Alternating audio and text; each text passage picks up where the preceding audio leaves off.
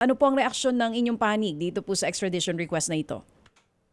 Wala pa po kami hanggang ngayon na Ma'am Chacha na summons mula sa korte kasi ang procedure po niyan very briefly ay pagkatapos pakipag-coordinate ng State Department sa ating DFA and evaluation ng ating DFA, ayan po i-endorso sa ating DOJ para sila po ang maghain ng petisyon, and it's only then na kami po ay padadalhan ng summons ng korte kung saan po naghain ng petisyon ang ating pamahalaan.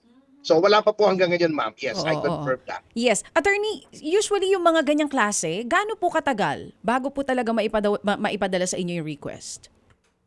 Hindi po namin masabi sapagkat under control.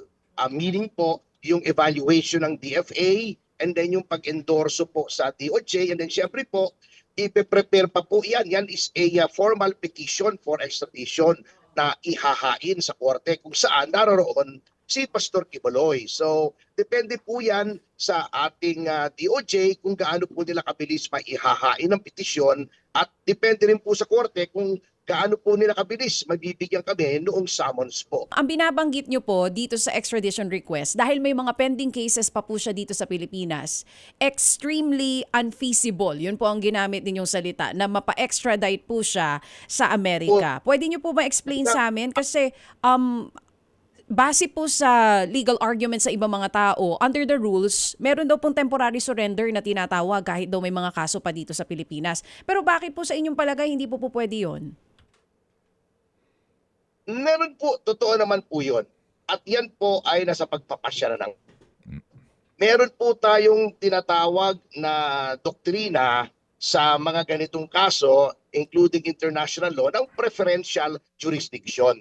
Sabagkat that is in accordance with the underlying basis that the Philippines is a sovereign nation. May sarili po tayong kasarinlan. At kapag ang ating hukuman ay may jurisdiction na doon sa tao na mayroong criminal case, hindi po dapat nating isuko yon kung may ongoing dito. Sapagkat dapat po inuuna natin ang jurisdiction natin kaysa sa jurisdiction ng mga ibang bansa. At that is a basic tenet of international law, as well as a fundamental principle of self-respect and dignity ng isang bansa na hindi pwede nating unahin yung mga banyaga. At the cases po na hinaharap ni Pastor dito ay mga mabibigat na kaso, at paano naman niya ipagtatanggol ang kanyang sarili dito sa Pilipinas kung siya ay wala po dito. So yun po ang aming isa sa mga argumento para hindi po mag-grant ang extradition. Kumusta ho ngayon si Pastor?